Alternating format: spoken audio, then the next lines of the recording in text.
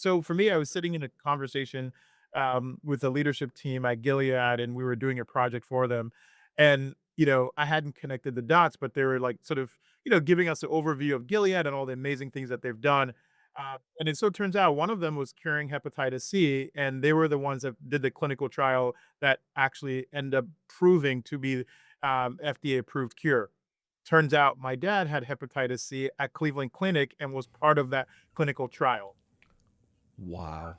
And so, you know, really just being able to like think about that preserving and increasing his life another 10 years because he had access to that medication at that particular point in time, the output of that and the function of like how that came about is all the research facilities that Gilead is using to develop those drugs. And we were working on one of their emerging facilities that they're trying to bring to life in the next 2 to 3 years.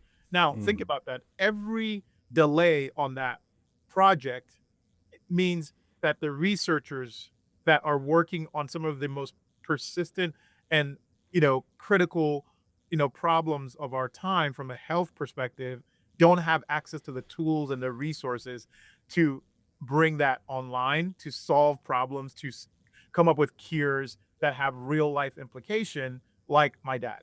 And so for Yeah. me, just hearing that story just made what we are doing like even that much more you know intentional as something that I want to dedicate my, life's work into because it really, when you think about the reason it's called mission critical is because the implications of that work is that it moves society forward, it moves humanity forward, whether it's healthcare, whether it's our ability to move around the world, whether it's our ability to discover drugs, whether it's ability to communicate, whether it's our ability, to translate across different languages and different domains, Mhm. more seamlessly.